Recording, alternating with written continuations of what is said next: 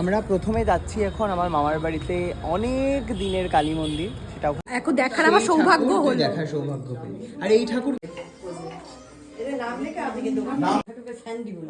ঠিক আছে, কে জানবো না। দাও, এই ব্যাগগুলো তো তুমি নিয়ে যাবে, তার মানে তাহলে তোমায় ওপরে যেতে হবে। তো এগুলো হচ্ছে শীতকালের সমস্ত জিনিস, ড্রাই ক্লিনের, যেগুলো হচ্ছে কাঁথাতে দিয়েছিলাম এই দাদার দোকান। দাদা তোমার দোকানটা কোথায় বলে দাও একটু। মহাতলায়। মহাতলা কোথায়? মহামায়া মন্দির রোডের পাশে।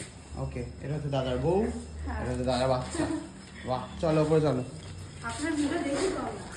থ্যাংক ইউ, এসো ওপরে এসো। এত জামা, এত দুখানা কমফর্টার, কত টাকা বলছো তুমি? 1940। ঠিকঠাক কম করে বলো। কম করে ওই 1900। না না, এত টাকা কি করে দেবো? 1900।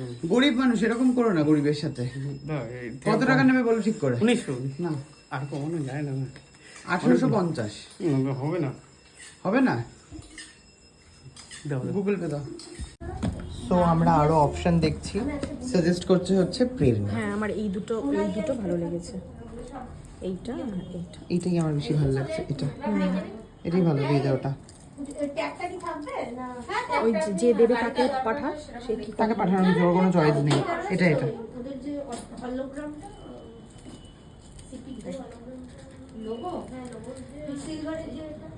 আর ওটাও ধর দেখি, ওটাই বেশি ভালো লাগছে। মা কালীর মালা আমরা এখান থেকে বানিয়ে নিচ্ছি, বানিয়ে নেওয়া হচ্ছে মা কালীর জন্য মালা। তো আমরা প্রথমে যাচ্ছি এখন আমার মামার বাড়িতে অনেক দিনের কালী মন্দির, সেটা ওখানে গিয়ে বলছি কতদিনের। সেখানে পুজো দিয়ে আমি চলে যাব হচ্ছে জয়িদার বিয়েতে। আর আমি যে ওই মহামূল্যবান কি মেকআপটা যে তুলে ফেলেছি, হ্যাঁ, তার কারণ হচ্ছে যেহেতু ঠাকুরের ওখানে যাব, ওখানে কি মেকআপ নিয়ে যাওয়াটা ঠিক হতো? হ্যাঁ, মানে আমি তো তোকে বিয়ে বাড়ি মেকআপ করে দিয়েছি না, মঙ্গলদ্বীপ হয়নি ওটা। মঙ্গলদ্বীপ হয়নি, এত বড় বড় আইলাইনার নিয়ে ওটা ঠিক হতো না বলে মেকআপটা তুলে নিয়েছি। পোড়ান মা চাইলে সব এক সেকেন্ড ধরে রাখো, ফটোটা তুলে নিই। ওই নাম লেখা না, এই লেখা দিছটা ওখানে ওরকম দক্ষিণাটা দিয়ে এইখানে দাও, দক্ষিণা এইখানে দাও।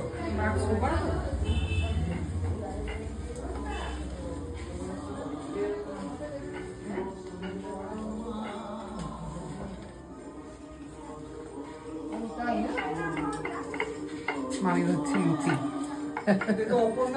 আমার ছেলে সবসময়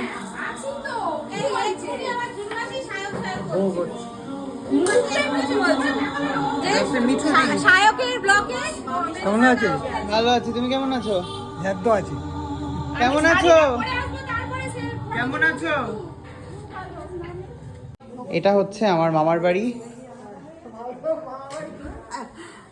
ছোট মামি আছে আদি বাড়ি। আলো জ্বালো, আলো আলো আলো, এ বাবা দেখ, টিউব জ্বালো। হ্যাঁ টিউব জ্বালছি, হ্যাঁ ফ্যান চালিয়ে দিয়েছি। তো রাধাকৃষ্ণ তোমরা আগেও দেখেছো, অনেক বছর পুরনো রাধাকৃষ্ণ। এই দেখ, ওকে তুমি জগদ্ধাত্রীতে আছো? হ্যাঁ, আচ্ছা আচ্ছা, স্যান্ডি বলে। ঠিক আছে, কে জানবো না। তুই এখন এতে কিসে করছিস এখন? মঙ্গলময় মা শীতলা, সান বাংলায়। সাড়ে ছটায় গল্প বলেছিলি, সব চুরি হয়ে গেছিল, এইটাই সেই, সব বাটি ঘটি ঠাকুর এনারাই সেই, এনারাই সেই। ওইটাই সিঁড়ির তলায়, সিঁড়ির তলায় ঠাকুর ছিল তো ওখানে। ওই ওই মা বলো বলো, গল্পটা বলো, কি হয়েছিল, কিভাবে?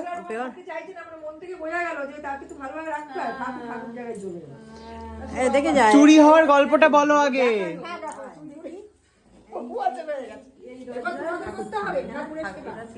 শুনতে পাচ্ছি না, বলো। আর এইগুলো তখন কিছুই ছিল না, এই পিলার গুলো শুধু ছিল, ওগুলো সব ফাঁকা ছিল। হ্যাঁ, আর এই ঠাকুর ঘর ছিল, আর এখানে এই দরজাটা ছিল, এই দরজাটাই ছিল, এইটা ছিল, এইটা নতুন হয়েছে। হ্যাঁ এইটাই ছিল, একটাই দরজা ছিল। তারপরে কি করেছে ওই যারা চাই বিক্রি করে না, ওই থালা বাসনের বদলে সোনা, এই ইমিটেশনের বদলে কি কাপড়ের বদলে জিনিসপত্র না, রোজ বিক্রি করতে আসতো। আরে দাদু পুজো করতো এখানে, আমার দাদু, তা রোজ দেখতো এখানে বসে বসে, একটু জল দেবে বাবা, ছুতো করে আসতো। আমার দাদু পুজো করতো, দেখতো এরকম করে কোথা দিয়ে ঢোকা যায়, কি করা যায়, একটা মেজ কিন্তু এরকম দেখা যায় কোথা দিয়ে।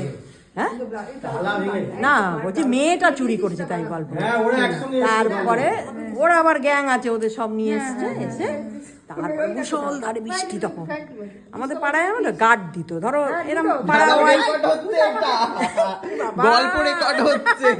পাড়ায় যত ছেলেরা ছিল, মানে ধরো আজকে এই 4 জনের গার্ড, ওটা ওই 4 জনের গার্ড, এরম সেই গার্ড দিত।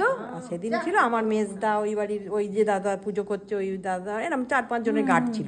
এসে একবার ঘুরেও গেছে যে কি ও তোমরা জেগে আছো? বলছে হ্যাঁ আমরা সবাই শুয়েছি, জেগে আছি বলে ওরা এই রাস্তায়ও পার হয়নি, ওখানটা দাঁড়িয়েছে। ওই পেছন দিক দিয়ে চোররা পালাচ্ছে এদিক দিয়ে, ওরা এদিক দিয়ে যখন যাচ্ছে ওরা ওদের লুকোচুরি খেলছে আর কি সেরাম। ওরা যেই একটু এগিয়েছে সঙ্গে সঙ্গে এসে এই দরজার সঙ্গে দড়ি বেঁধেছে এখানে, মানে যাতে বেরোতে না পারে।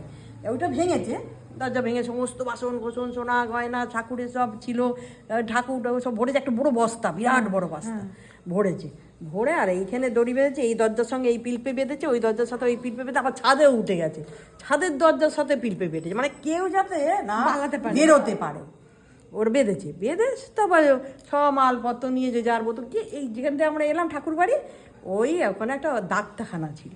আচ্ছা, এখন সেই ডাক্তারখানাটা দেখালাম না তোকে, ওখানে ডাক্তারখানা ছিল, একটা গঙ্গা ছিল, পাড়ে একটা ছোট ডাক্তারখানা ছিল, সেখানে বসেছিল, বসে বসে মেয়েগুলো সব বিড়ি খাচ্ছে, বসে বসে বিড়ি খাচ্ছে।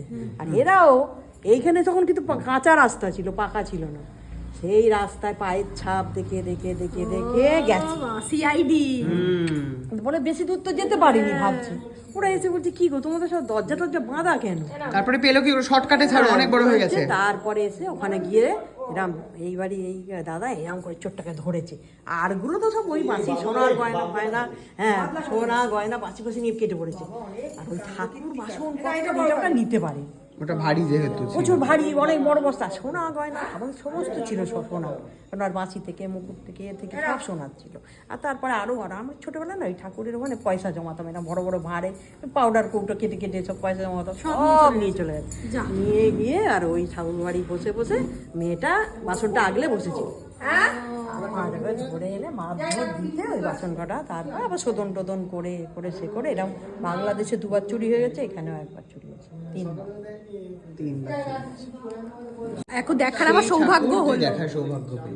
আর এই ঠাকুর কিন্তু কেনা ঠাকুর নয়, এই ঠাকুরও কিন্তু আবার একটা চোরের ঠাকুর, এটা একজন চোর চুরি করে এনেছিল, সেই ঠাকুর এই বাড়ির দাদুকে দিয়ে গেছিল। পণ্ডিত ছিল, পড়াতে যাচ্ছিল, বলতে যে তুমি কি এই ঠাকুরটা নেবে? বলে কেন রে? বলে তাহলে তখন আমাকে ওই যে একবার ঝুড়ি ফুল টুল তুলতো, ওই ফুলটা দাও, তুমি ঠাকুরটা নাও। কেন নেবো রে? বলে হ্যাঁ এরকম কিছু মনে করো না জ্যাঠামশাই, আমি চুরি করেছি। তুই আবার চুরি করেছিস? না তোমার ক্ষমা করছি, আমাকে বলো আর বলো না, তুমি এই ঠাকুরটা নাও। সে নেবে না দাদু, সেও ছাড়বে না, নাচোর বান্দা বলে। মানে চুরির ঠাকুর এতবার চুরি গিয়েও ফিরে এসছে, মানে জাগ্রত বলে। একজন এই না এখানে এক মন্দির এক ভদ্রলোক এসেছিলেন, উনি আধ্যাত্মিক লাইনে তো, উনি এসে বলে কি আমাদের দেখুন দাদা, আমাদের বলে তো আপনাদের ঠাকুর খুব জাগ্রত। তুই আমাদের যখনই আসবি বলে দিল, তুই যখনই আসবি আমাদের এক মুঠো হাঁড়িতে ভাত পাবি, তুই 12টা হোক 3টে হোক রাত্রি 2:30 হোক 2টো হোক, এক মুঠো অন্ন আমাদের হাঁড়িতে থাকবেই, কষ্ট হোক এই ঠাকুর বুঝছো, কোনোদিন অভাব হতো না সব কিছু। আমরা এই যে 76 সালে একটা দুর্ভিক্ষ হয়েছিল, বুঝলো, 76 সালে যে দুর্ভিক্ষ হয়েছিল তখন প্রত্যেক বাড়িতে মাইলো ভুট্টা এসব খেত, আমাদের ঠিক আমরা এক মুঠো ভাত হলেও আমাদের ঠাকুরের অন্ন ঠিক জুটে গেছে।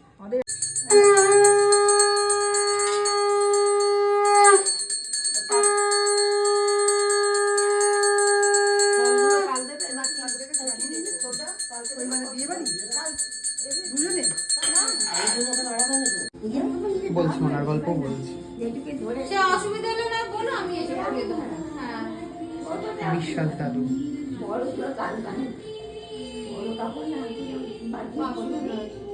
এখন